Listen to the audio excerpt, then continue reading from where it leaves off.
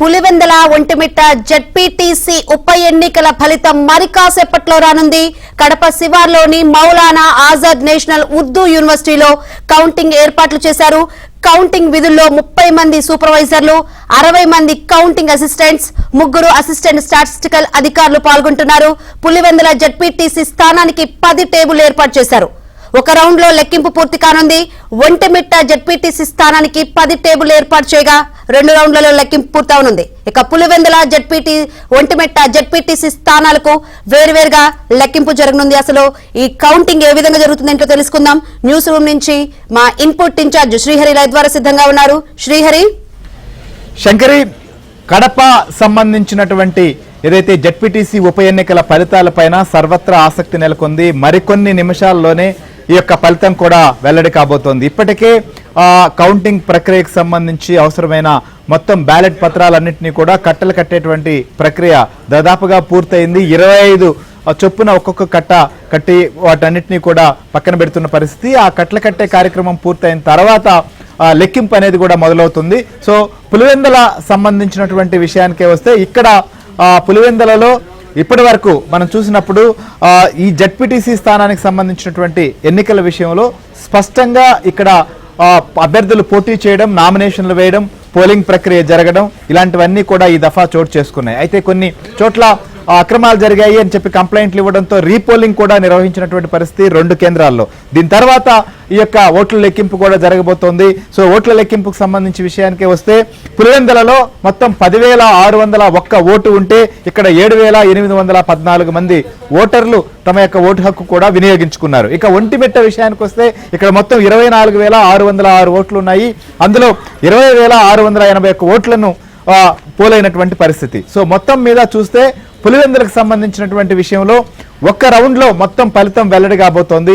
ఇక ఒంటిమిట్ట విషయంలో 2 రౌండ్లలో ఫలితాలు వెల్లడి కాబోతున్నాయి. సో పులివెందుల్లో కేవలం ఇటు టీడీపీ అలానే వైసీపీ అభ్యర్థులు మాత్రమే పోటీ చేశారు. టీడీపీ నుంచి లతారెడ్డి, వైసీపీ నుంచి కూడా ఇక్కడ హేమంత్ రెడ్డి బరిలో ఉన్నారు. ఇక ఒంటిమిట్ట విషయానికే వస్తే వైసీపీ నుంచి కూడా సుబ్బారెడ్డి, అలానే టీడీపీ నుంచి కూడా ఇక్కడ ముద్దు కృష్ణారెడ్డి పోటీలో ఉన్న పరిస్థితి. ఇక్కడ కాంగ్రెస్ కూడా బరిలో ఉంది. వీరు కాకుండా మొత్తం ఇక్కడ 8 మంది ఒంటిమిట్టలో ఇండిపెండెంట్ అభ్యర్థులు కూడా పోటీ చేస్తే పులివెందుల్లో 9 మంది పోటీ చేశారు ఇండిపెండెంట్ అభ్యర్థులు. మొత్తం కూడా పులివెందుల్లో 11 మంది, ఒంటిమిట్టలో కూడా 11 మంది అభ్యర్థులు బరిలో ఉన్న పరిస్థితుల్లో ఎవరెవరికి ఎన్ని ఓట్లు వచ్చాయో మొత్తం కూడా వేరు చేసి ఎప్పటికప్పుడు కూడా లెక్కించే కార్యక్రమం కూడా మొదలు కాబోతున్న పరిస్థితి. సో కౌంటింగ్ కేంద్రం వద్ద ఎలాంటి పరిస్థితులు ఉన్నాయి, కౌంటింగ్ సందర్భంగా కడపలో కావచ్చు, పులివెందుల్లో నెలకొన్నటువంటి పరిస్థితులు, పరిణామాలు, వీటన్నిటిపైన కూడా మనతో పాటు లైవ్ లో అప్డేట్ అందించేందుకు మా ప్రతినిధి దినేష్, అలానే ఇదే అంశానికి సంబంధించి కూడా శ్రీనివాస్, అలానే ఎలక్షన్ కమిషన్ నుంచి ప్రసాద్,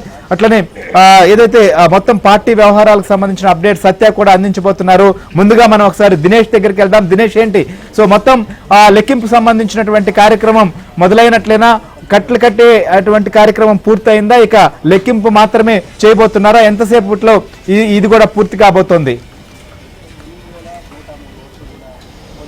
థ్యాంక్ యూ సార్. మొత్తం మీద పులివెందులకు సంబంధించినటువంటి ఆ 7,000 చిల్లరకు సంబంధించిన ఓట్లు ఒక్కొక్క కట్టకి 25 వంతున మొత్తం 40 కట్టలు కడతారు. అంటే 1000 ఓట్లు ఒక టేబుల్ దగ్గరికి వస్తుంది. అంటే మొత్తం ఆ విధంగా 10 టేబుల్ సిద్ధం చేసి ఉన్నారు. అయితే 7 టేబుల్కి సంబంధించినటువంటి దీంట్లో ఇది పూర్తవుతుంది. కాబట్టి పులివెందులకు సంబంధించినటువంటి ఇనిషియల్ కౌంటింగ్ అంటే బ్యాలెట్ పేపర్ని 2గా మడుస్తారు, హారిజాంటల్గా, వర్టికల్గా. మొట్టమొదట వర్టికల్గా ఉండేటువంటి దాన్ని ఓపెన్ చేసి హారిజాంటల్గా అన్నింటినీ కూడా 25 కట్టలు కట్టే కార్యక్రమం పూర్తి అయిపోయింది పులివెందులకు సంబంధించి. ఒంటిమిట్టకు సంబంధించి అయితే మాత్రం మొత్తం 2 రౌండ్లకు పైగా ఉంది కాబట్టి కట్టలు కట్టేది హారిజాంటల్గా కట్టలు కట్టేటువంటి కార్యక్రమం కొనసాగుతూ ఉంది. పులివెందులకు సంబంధించి అయితే మాత్రం కౌంటింగ్ ప్రారంభమైంది. కౌంటింగ్ సంబంధించి దీంట్లో ఎక్కడ ఎన్ని ఓట్లు వచ్చిందని బయటపడకుండా మొత్తం ఓట్లన్నింటినీ కూడా ఒక దగ్గర వేసి, అంటే హారిజాంటల్గా కట్టలు కట్టినటువంటి 25 బండల్స్ని మళ్ళీ మిక్స్ చేసేసి ఆ మిక్స్ చేసినటువంటి ఓట్లని మళ్ళీ కౌంటింగ్ ప్రక్రియ 1000 ఓట్ల లెక్కను తీసుకుని ఆ 1000 ఓట్లని మళ్ళీ లెక్కేస్తారు టేబుల్కి. ఆ టేబుల్కి లెక్కేసేటువంటి ప్రక్రియ మొదలైపోయింది. ఇంకో 11 గంటల లోపే ఈ యొక్క పులివెందులకు సంబంధించినటువంటి ఫలితాలు పూర్తి స్థాయిలో టోటల్ ఓట్లు 7,000లో ఎన్ని టీడీపీకి వచ్చింది, ఎన్ని వైసీపీకి వచ్చింది, ఎన్ని ఎవరికి వచ్చింది అనేటువంటిది లెక్క తేలిపోతుంది. కీలకమైనటువంటి అంశం ఏంటంటే కౌంటింగ్ దగ్గర ఇప్పుడు ఏజెంట్లు మొత్తం కూడా వాటిలన్నింటినీ చెక్ చేసుకునేటువంటి ప్రక్రియ కూడా ఉంటుంది. ఎందుకంటే ఎవరెవరికి ఎన్ని ఓట్లు వచ్చాయి, ఎవరెవరికి వేరు కూడా చేస్తారు ఖచ్చితంగా. అలాంటి ప్రక్రియకు సంబంధించి అక్కడ ఏజెంట్లు మొత్తం కూడా వ్యవహారం అంతా ప్రశాంతంగా కొనసాగుతోంది. పోలింగ్ సందర్భంగా మనం చూసాం అక్కడ జరిగినటువంటి పరిణామాలు. ప్రస్తుతం కౌంటింగ్ కేంద్రం లోపల ఎలాంటి పరిస్థితులు ఉన్నాయి? అంటే కౌంటింగ్ ని వైసీపీ బాయ్కాట్ చేసింది. ఈ నేపథ్యంలో కౌంటింగ్ పూర్తిగా ప్రశాంతంగా కొనసాగుతా ఉంది. పులివెందులలో అయితే ఇండిపెండెంట్లు, టీడీపీ అభ్యర్థులు మాత్రమే ఉన్నారు. వైసీపీ అభ్యర్థులు ఎవరు కూడా లేరు. అధికారుల సమక్షంలో వీడియో తీస్తూ లెక్కింపు ప్రక్రియను అయితే చేస్తున్నారు. అలాగే ఒంటిమిట్టకు సంబంధించి అయితే మాత్రం కాంగ్రెస్ అభ్యర్థి ఒకరున్నారు, టీడీపీ పోతే ఇండిపెండెంట్లు ఉన్నారు. మొత్తం 11, అక్కడ 11, ఇక్కడ 11 అనేది వెంటాడుతుంది అనేటువంటి చర్చ జరుగుతోంది. ఎందుకంటే వైసీపీ గెలుచుకున్నది ఎమ్మెల్యేలు 11 అయితే ఇక్కడ కూడా పులివెందులలో 11 మంది అభ్యర్థులు ఉన్నారు. అక్కడ ఒంటిమిట్టలో కూడా 11 మంది అభ్యర్థులే పోటీలో ఉండడం అనేది ఆసక్తికరమైనటువంటి చర్చకు దారితీస్తూ ఉంది. మరోవైపు ఎన్నికల ఫలితాలు అయితే మాత్రం పులివెందులది 11 గంటలకంతా పూర్తయ్యే అవకాశం ఉంది. ఫలితాలకు సంబంధించినటువంటి దీంట్లో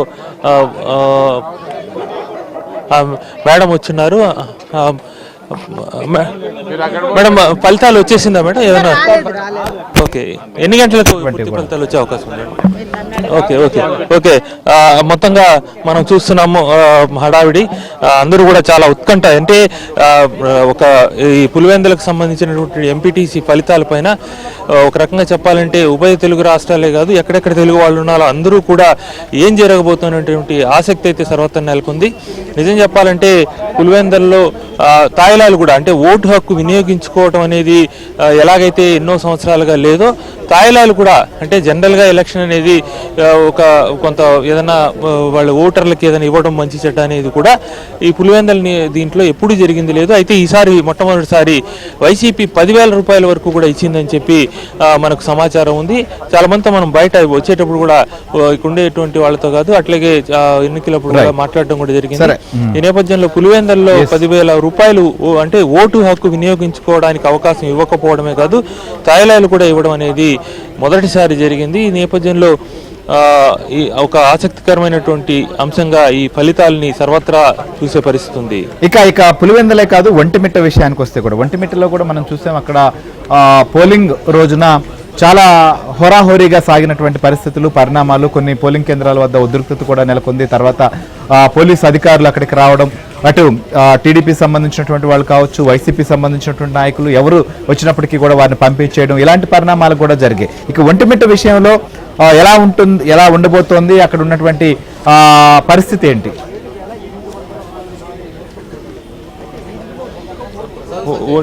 ఒంటిమిట్టకు సంబంధించిన పరిణామాలు కూడా ఒక నిమిషం సార్. ఓకే, ఒంటిమిట్టకు సంబంధించి అయితే మాత్రం ఒంటిమిట్టకు సంబంధించిన పరిణామాలు కూడా దాదాపుగా చాలా ఉత్కంఠభరితంగా సాగింది. అక్కడ ప్రధానంగా ఒక చర్చ ఏంటంటే అక్కడ ఉండేటువంటి వైసీపీ అభ్యర్థి, సీనియర్ అభ్యర్థి, అతనికి కొంతవరకు ఆ అభ్యర్థి విషయంలో కొంతవరకు పాజిటివ్ ఇది ఉంది. మరోవైపు టీడీపీకి సంబంధించిన విషయాల్లో కొన్ని ఒక 2-3 మైనస్లు ఉన్నప్పటికీ చివరి దశకు వచ్చేటప్పటికి కలెక్టివ్గా అందరూ కూడా కలిసి పనిచేసే వాతావరణం నెలకొంది. అయితే ఒంటిమిట్టకు సంబంధించినటువంటి దీంట్లో వైసీపీకి సంబంధించినటువంటి అభ్యర్థి ప్లస్ అయితే అక్కడ కొంతవరకు వైసీపీలో కూడా మైనస్ పాయింట్స్ కూడా ఉన్నాయి. మరోవైపు కొన్ని కులాలు అంటే కాపు సామాజిక వర్గానికి సంబంధించినటువంటి ఓటర్లని ఎవరు ఆకర్షిస్తారనేది ప్రధాన చర్చగా అయింది. ఎందుకంటే కొంతమంది కీలకమైనటువంటి కాపు నేతల్ని ఎవరు ఆకట్టుకున్నారనేటువంటి అంశం కూడా ఆ ఫలితాలను తేల్చే అవకాశం ఉంది. దీంతో పులివెందుల పైన దాదాపు ఆశలు పోగొట్టుకున్నటువంటి వాళ్ళు కూడా ఒంటిమిట్టన్నా కనీసం తమ వైపు వస్తుందా అనేటువంటి ఆశతో చూసే పరిస్థితి ఉంది. ఏదేమైనప్పటికీ పులివెందుల కావచ్చు, ఒంటిమిట్ట కావచ్చు, ఒంటిమిట్ట వచ్చి టోటల్గా కడప జిల్లాకు సంబంధించి ఉమ్మడి కడప జిల్లాలో ఇది ఒక నియోజకవర్గం, పులివెందుల ఒక నియోజకవర్గం అయితే ఒంటిమిట్ట మరొక నియోజకవర్గం అవుతుంది. ఈ నేపథ్యంలో తీసుకోండి, ఒక చిన్న బ్రేక్ తర్వాత మళ్ళీ కూడా మీ దగ్గరికి వస్తాం. అయితే పులివెందులకు సంబంధించినటువంటి ఉప ఎన్నికల్లో మరి ఇప్పటికే బ్యాలెట్ బాక్సులు కూడా బద్దలయ్యాయి. పులివెందుల పైన పులివెందుల కోట పైన తెలుగుదేశం జెండా ఎగరవేస్తామని చెప్పి టీడీపీ నేతలు చాలా ధీమా వ్యక్తం చేస్తున్న పరిస్థితి. మరికొన్ని నిమిషాల్లోనే ఫలితం కూడా రాబోతోంది. ఒంటిమిట్ట కావచ్చు, పులివెందులు కావచ్చు, ఏం జరగబోతోందో కూడా